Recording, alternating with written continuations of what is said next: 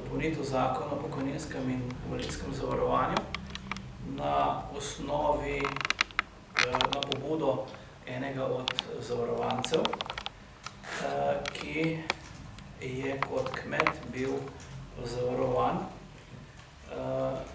in sedaj mora tožiti praktično državo za pravilen izračun pokojnine. Namreč zakon o pokojninskem in invalidskem zavarovanju, ki je bil sprejet 20. julija leta 1983, je v 10. in 11. členu določil zavarovanje za kmete in člane njihovih gospodinjstev. Določeno je bilo, da se obvezno zavarujejo kmetje in člani njihovih gospodarstv, ki se v takrat Socialistični republiki Sloveniji ukvarjajo s kmetijsko dejavnostjo kot svojim edinim in glavnim poklicem in imajo lastnost združenega kmeta po predpisih o združevanju kmetov. Združeni kmetje, ki so se zavarovali od osnove, ki ni nižje od zneska najnižje pokojnine za polno pokojninsko dobo, so bili zavarovani kot delavci v združenem delu.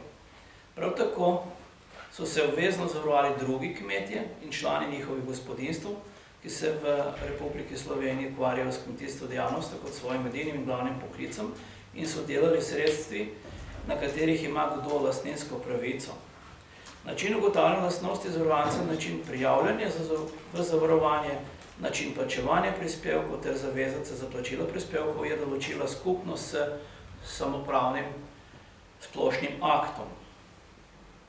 Navedeni zakoni urejajo, da so se lahko združeni kmetje zavarovali od osnove, ki ni bila nižja od zneska najnižje pokojnine za polno pokojninsko dobo delavcev v združenem delu in so se tako zavarovali za polni obseg pravic ali pa so se zavarovali za manjši obseg pravic v primeru, če so se zavarovali od osnove, ki je nižja od zneska najnižje pokojnine za polno pokojninsko dobo in imeli obseg pravic kot drugi kmetje, za katere pa zakon ni določil, v kakšnem obsegu so zavarovani in od katere pokojninske osnove. V praksi pa se je večkrat dogajalo, da so bili zavarovanci z naslova kmetijske dejavnosti v zavarovanju registrirani kot drugi kmetje ali njihovi družinski člani in so plačevali prispevke od osnove, ki ni bila nižja od zneska najnižje pokojnine za polno pokojninsko dobo. Vendar jim je bilo priznano le, da so zavarovani za ožji obseg pravic in obsegu kot delavci v združenem delu. Plačevali so torej enako visoke prispevke kot združeni kmetje ali združeni delavci, priznalo pa se jim je zavarovanje za ožji obseg pravic. Do tega je lahko prišlo iz več razlogov. V tistem času so predpisi omejevali, da je bil kot združeni kmet lahko zavarovan samo nosilec kmetijske dejavnosti, vsi ostali, ki so na kmetiji delali, pa le kot drugi kmetje.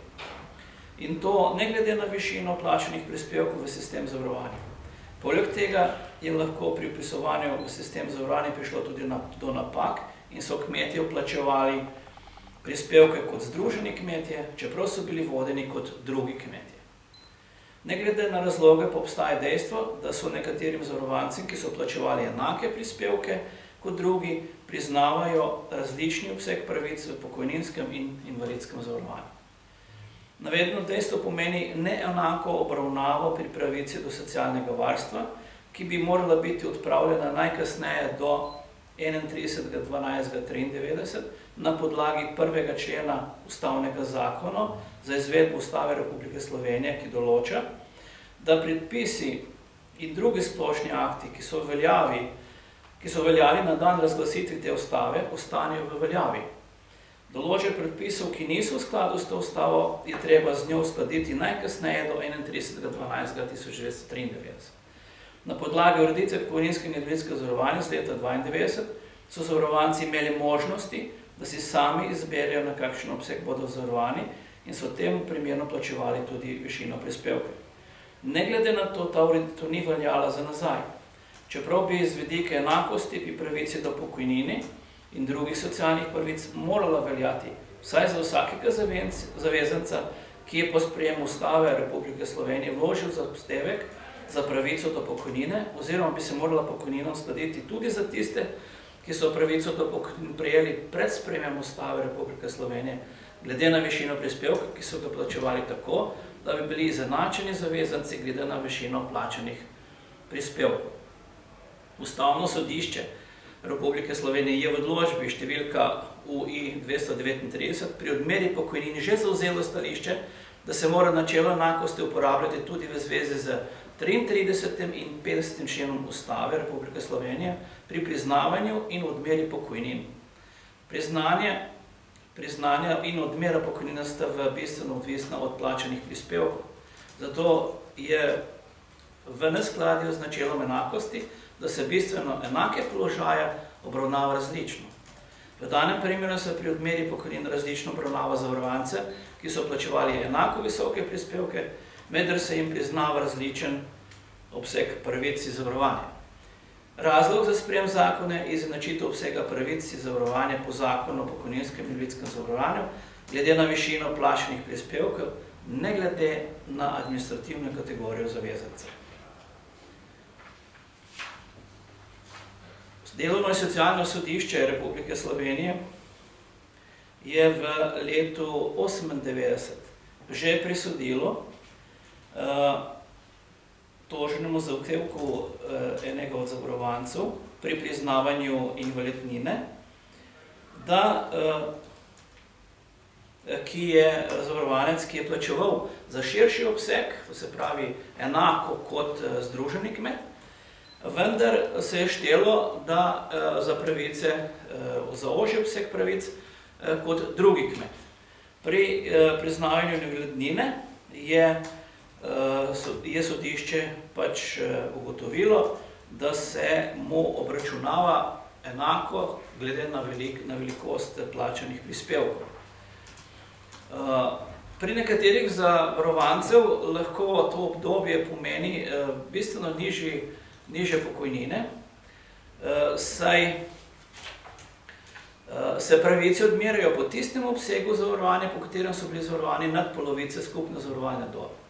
Če je nekateri zavarovanci so v tem obdobju se priznavajo ožji obseg pravic, plačevali pa so za širši obseg pravic, se lahko zgodi, da se pri izračunu pokojnine izračuna tudi do 30% nižja pokojnina, kar je po našem mnenju nepravično in je potrebno to odpraviti.